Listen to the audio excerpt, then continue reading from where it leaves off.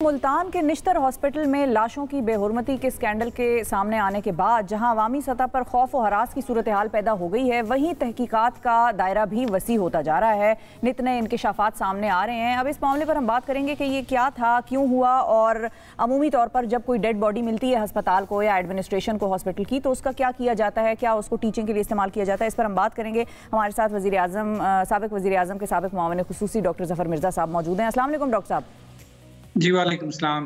Doctor साहब, बहुत शुक्रिया, आपने वक्त निकाला। ये बड़ा अजीब सा एक स्कैंडल सामने आया और हमारे तो दिल ही दहल गए कि ये किस तरह से इतनी डेड बॉडीज़ वहाँ पर छत पर मिली।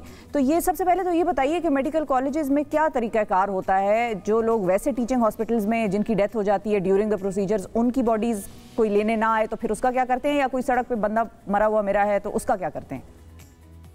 जी शुक्रिया। जिस तरह शिफा आपने कहा, ये वाकई दिल दहला देने वाली बात है।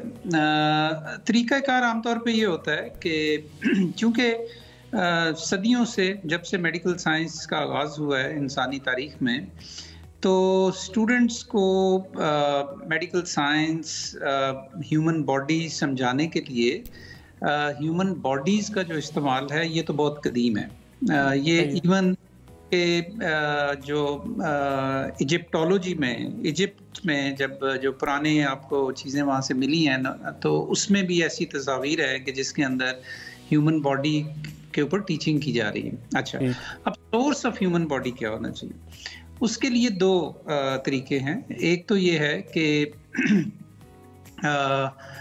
क्या कहते हैं, जो अनक्लेम्ड बॉडीज़ होती हैं उनको एक ख़ास मुद्दत तक मॉर्चरीज़ में रखा जाता है, और उसके बाद अगर कोई क्लेमेंट उनके नहीं होते तो उनको फिर इस इस्तेमाल में लाया जाता है। और ऐसे हादसात होते हैं, जिस तरह आप कह रही थी, सड़कों के ऊपर एक्सीडेंट्स हो जाते हैं, अनक्लेम्ड बॉडीज़ होती हैं वगैरह वगैरह। दूसरा ये है कि बाज़ दफ़ा हमारे यहाँ तो नहीं, लेकिन दूसरे ममालिक में लोग अपनी बॉडीज़ डोनेट भी कर देते हैं अपनी ज़िंदगी में, कि उनकी बॉडी को यूज़ किया जा सकता है मेडिकल टीचिंग और लर्निंग के लिए।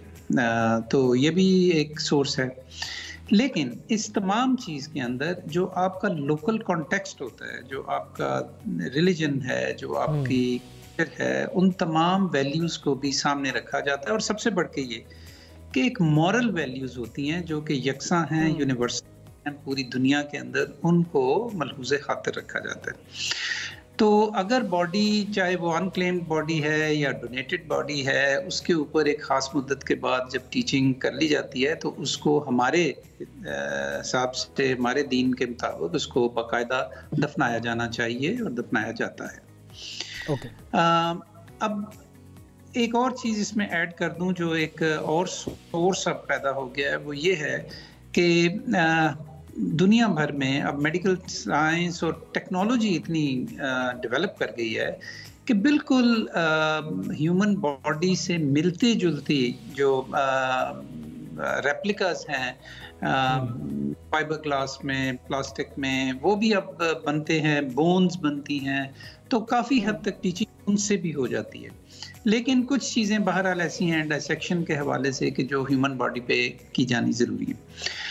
अब ये तो हैं सोर्सेज इसके, और जो मैंने अखलाकियात इसके बारे में बताई। आज सुबह मैं बात कर रहा था, हमारे एक बहुत माहिर हैं बायोमेडिकल एथिक्स के अंदर, मैं उनसे ये पूछ रहा था, क्योंकि मुझे पता था मुझे आपके प्रोग्राम में आना है, तो मैंने कहा ज़रा थोड़ा सा मैं कुछ इसके ऊपर तैयारी करूं और उनसे भी पूछूं कि क्या हमारे यहाँ कोई ऐसी नेशनल गाइडलाइंस हैं कि ह्यूमन बॉडी को मेडिकल टीचिंग, यानी डिसीज्ड जब हो जाए, डेड बॉडी जो है, उसको मेडिकल एजुकेशन के लिए अगर इस्तेमाल करना हो तो उसके क्या लवाजमात हैं, उसके क्या तरीक़ाकार है उसकी।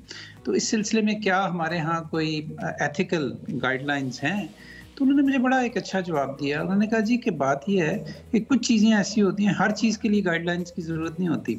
कुछ बुनियादी अखलाक़ात हैं कि जो मलहूज़े खातिर रखी जाती हैं, और ये रखी जा रही थी अब तक सदियों से, जो ये काम हो रहा है जिसका मैंने पहले जिक्र किया। तो कोई स्पेसिफिक गाइडलाइंस नहीं है, लेकिन हमारी कम्युनिकेशन में आखिर में हम दोनों का इस बात के ऊपर इत्तेफाक था कि इस वाक़े के बाद जो मुल्तान में हुआ है, और ये एक वाक़या हुआ है, हमें नहीं पता। इस वक्त 130 के करीब पाकिस्तान में मेडिकल कॉलेजेस हैं, उनमें ज़्यादातर प्राइवेट मेडिकल कॉलेजेस हैं। Private medical colleges her shape and form में हैं, वो हर तरीके इस्तेमाल करते हैं कि क्योंकि उनकी बॉटम लाइन जो है वो सिर्फ प्रॉफिट मेकिंग होती है।